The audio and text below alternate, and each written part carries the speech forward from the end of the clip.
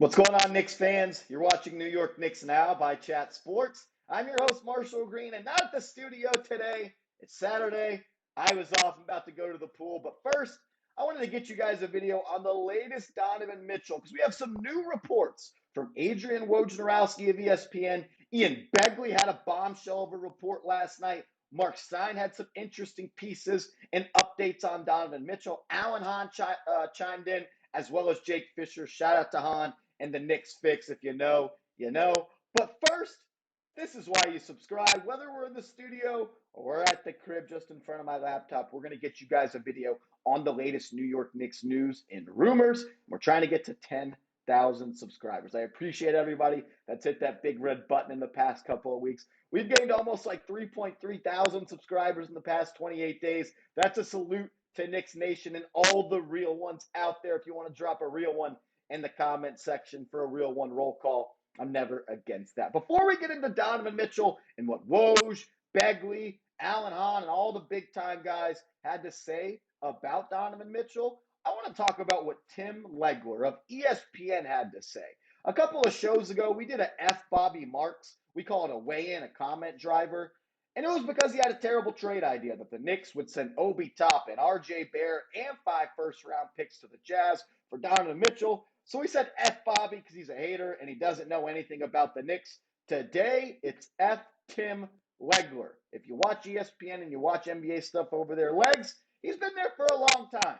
But his takes are getting worse and worse. And he said that the Knicks traded for Donovan Mitchell to pair alongside Jalen Brunson, RJ Barrett, and Mitchell Robinson, the Knicks would just be a play-in team. And the bullshit meter is going off because that's what that is. That's a lazy take. It's Knicks for clicks. Hate on the Knicks. It's the easy thing to do, and he did that. This team won 37 games last year with Alec Burks as their starting point guard and Evan Fournier at the 2. The worst backcourt duo defensively in the NBA, and the Knicks won 37 games. You're telling me if they swap out those two guys and add in Jalen Brunson and Donovan Mitchell, they're only going to be a couple of games better? I call bullshit. Type F Tim Legler in the chat. F Tim, FTL, whatever you want to do. Let's get the comments rolling. F Tim Legler, because he is a New York Knicks hater. But today's video, Woj, not Shams, Marc Stein, Alan Hahn, Ian Begley, they all had big-time reports. I want to start, though, with what Adrian Wojnarowski had to say yesterday. This kind of got some Knicks fans upset because he made it seem that a deal is not all that close. This is what he said.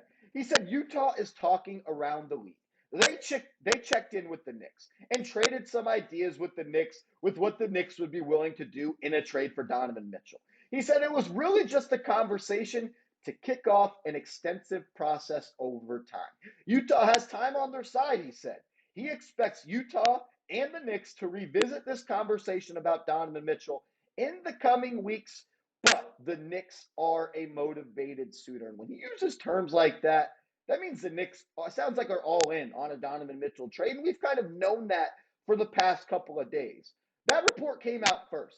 But Ian Begley, the big-time Beggs, tweeted this out, or he was talking in an interview on SNY and said this: a deal eventually will get done here, but I'd be surprised if it happens in the coming days. The Jazz don't want it to linger into the regular season. That makes a little bit more sense than I think what Woj said. I think Ian is a little bit more tapped in on the day-to-day basis and everything that's going on with the New York Knicks. I think Ian is right. I think a deal will eventually get done, but I don't expect it to happen very soon. Kind of like what Woj had to say. I think if you put both the reports together, it makes a little bit more sense. But this all stems from back on Friday, a report came out that the New York Knicks declined a trade offer from Danny Ainge and the Utah Jazz.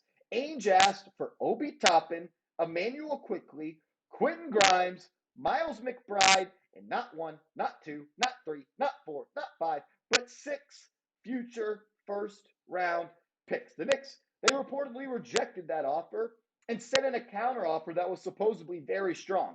And it now seems like they're at a standstill. In my opinion, this is what happened. Danny Ainge, he said, this is what we want. Leon Rose said, this is what we will send. And then Danny Ainge said, I'm not doing that. And Leon Rose said, go find a better deal out there. And when you do, come back to me, because you won't be able to. The Knicks are able to offer the best deal of any team in the NBA. They have the most picks. They have a lot of young players. I'm tired of hearing about the damn Miami Heat and Pat Riley and how they could offer a better deal. They only have 3 future first-round picks they can trade. The Knicks, they have 8. That's what the Jazz want. They don't want to take back long, expensive contracts. They don't want Tyler Hero. They're going to have to pay him. They don't want to do that. They want to take expiring deals and future first-round picks, bottom out, and build the cabinet and stockpile future first-round picks. That's what the Jazz want, and the Knicks are the team that can meet all of their demands. I want to ask this question, though. Pick one of these guys to keep, because all in all, I think you're going to have to trade 2 of Immanuel Quickley, Obi Toppin, and Quentin Grimes. I think you're going to have to trade 2. Let me know which one you want to keep. Type 1 for Obi Toppin, his jersey number. Type 5 for Immanuel Quickley, or type 6 for Quentin Grimes. Let me know which one of those guys you want to keep.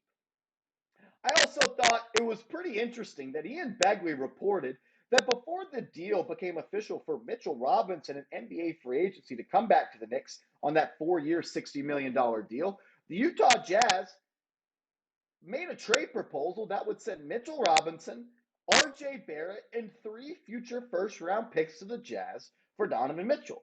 And Leon Rose, he quickly rejected that, as Ian Begley reported. I thought that was interesting, because why would they want Mitchell Robinson, who just got paid a lot, and they're going to have to pay R.J. Barrett? I think that might have been a report just to put out into the media to kind of get a basis of what the fans, kind of a feeler thing out there. But this is what Alan Hahn had to say. He said the Knicks, they don't want to trade Immanuel Quickley, and that makes some sense, because as we know, Immanuel Quickley and Donovan Mitchell, they're really good friends. They've been hanging out in the Hamptons. They went to some Rangers games together. They've been hanging out. They went to that white party together. They're boys. So they want to play together. It seems like Toppin and Grimes, according to Alan Hahn, are both going to be included in the deal if a deal happens. And that sucks, because I think Obi Toppin could take a step, a really big step, if he became the starting power forward and the Knicks traded Julius Randle after the Knicks got Donovan Mitchell. I think Jalen Brunson,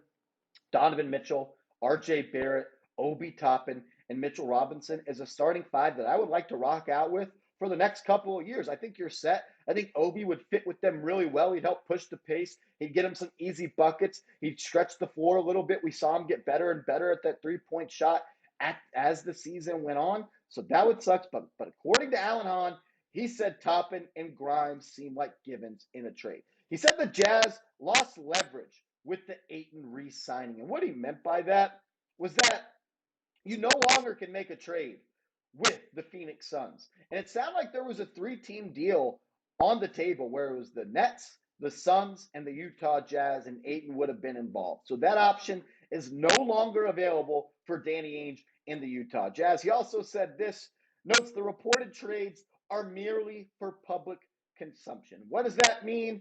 Kind of just feelers out there and to put pressure on one another. It sounds like every time Woj makes a report, it comes from someone's camp, whether it's Danny Ainge or Leon Rose. So pay attention when these leaked reports come out. I also thought what Marc Stein said was really important. He said the New York Knicks have been leaning on a 4 to 5 first-round pick package, protections, specific picks weren't specified. So 4 to 5 first-round picks with some protections. But the Jazz have been pushing for more capital. Also noted that New York has been reluctant to include Grimes in a deal, but not enough to hold it up. Of course, they don't want to give up Quentin Grimes. He has a lot of potential. He's a winning basketball player. He plays a winning brand of basketball. He's going to be in the NBA for 10 to 12 years being a 3-and-D specialist. And as we've seen the Summer League, he's adding more moves to his bag. He's putting the ball on the deck. He's becoming a playmaker. He's attacking the rim. He was a former 5-star prospect coming out of high school. So he has the ability to be great, and trading him would suck.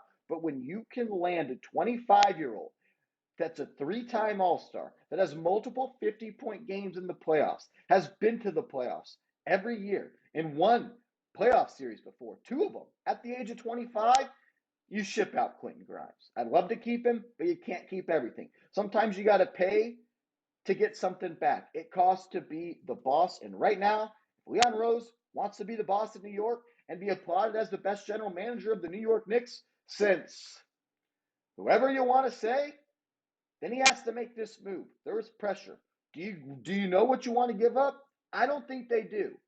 But I know this. You cannot afford to give up Immanuel Quickley, Quentin Grimes, and Obi Toppin and plus 5 first-round picks. It's not possible. I'm down to give up 2 of those guys. I'd give up Quickley and Grimes, and I'd give up 5 first-round picks. I'd go all the way up to 7 first-round picks if I get to keep 2 of the kids. If I get to keep Obi Toppin and Immanuel Quickley, or Obi Toppin and Quentin Grimes, then I'd give up 7 first-round picks. A lot of people are like, whoa, that's way too many first-round picks. But just remember this. The New York Knicks turned pick number 11 of this past NBA draft into 3 future first-round picks. So let's not act like you wouldn't have traded that number 11 pick in a Donovan Mitchell deal. It's the same thing. You can't have it both ways. You have 3 of those picks. They'll go. Maybe you add 3 more of your own protected picks, and then you can offer that 2025 Milwaukee pick. Jake Fisher said this: the Knicks and Jazz aren't talking on the daily. Waiting isn't really going to affect offers on the table because regardless, if another team can beat New York, Utah will call and let the Knicks know if the offer can be improved before shipping him off to who knows where. Which says this: the Jazz know the New York Knicks can offer the best deal, and they know the New York Knicks are the most motivated team to make this deal happen. They're not going to make a deal before getting back in contact with Leon Rose in the New York Knicks. And that's a smart business move from Danny Ainge. He's made a lot of big trades in the NBA before. This would be the biggest one of all of them. And he knows that the Knicks have the most to give, are the most willing to give. So he's not going to make a deal with the Heat or the Nets before he touches back in with Leon Rose. And at that point, Danny Ainge trades Donovan Mitchell after speaking to Leon Rose, and the Knicks were unwilling to give up 1 more future first-round pick. That would increase the heat on Leon Rose, Worldwide West, and this whole regime. They would be on the hot seat because they were brought in to bring a superstar to Madison Square Garden, the mecca of basketball. I like Jalen Brunson. I think he's a great player. I think it was a steal of a contract. He was the second best player on a team that went to the Western Conference Finals. But Donovan Mitchell, like Stephen A. Smith would say, as I'm not a fan of Stephen A. Smith, he's got box office. That's what Donovan Mitchell brings him. That's what the Knicks need. And he's a damn good player. Could you imagine having these 4 building blocks to move forward with? Jalen Brunson, 25. R.J. Barrett, 22. Donovan Mitchell, 25. And Mitchell Robinson, 24. That is why this is not the Carmelo Anthony trade.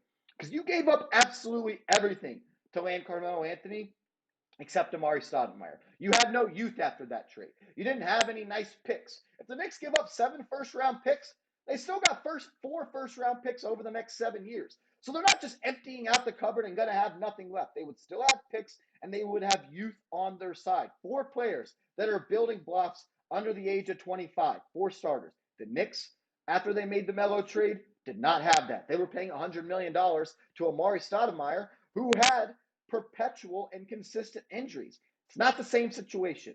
Are we a little bit scared?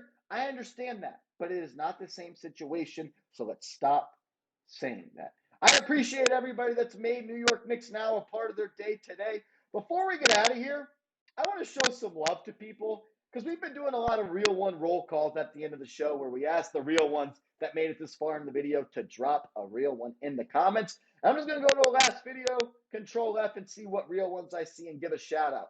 Anthony Morales, shout out to you. Robert Peguero, shout out to you. Big Mike H.O., shout out, brother. ZY, Lucas, Detta, what up? Frankie Gonzalez, Jamie Fama, SNAXXZ, what up, bro?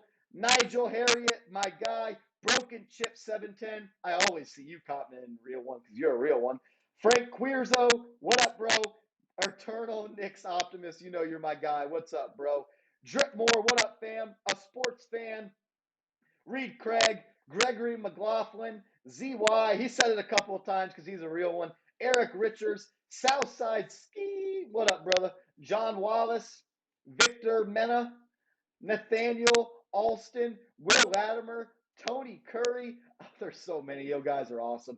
Charles Palmas, Arrow Man, hashtag Pro Rican, Caspian Prince, Ahmad Mesbite, David Lopez, NY Jets, Darren Gale, my guy. He's also watching our New York Giants channel. You can subscribe to that because I also host that, youtube.com/ NY Giants TV. That's youtube.com/NY Giants TV. Pink Davis, David Taylor, the realest of the real ones. He's been around for a minute. Mark Jackson, Joe King plays games. John, Cheryl, Ahamos, Mitsu, B, John Murdoch. John's a real one. Perry Seward.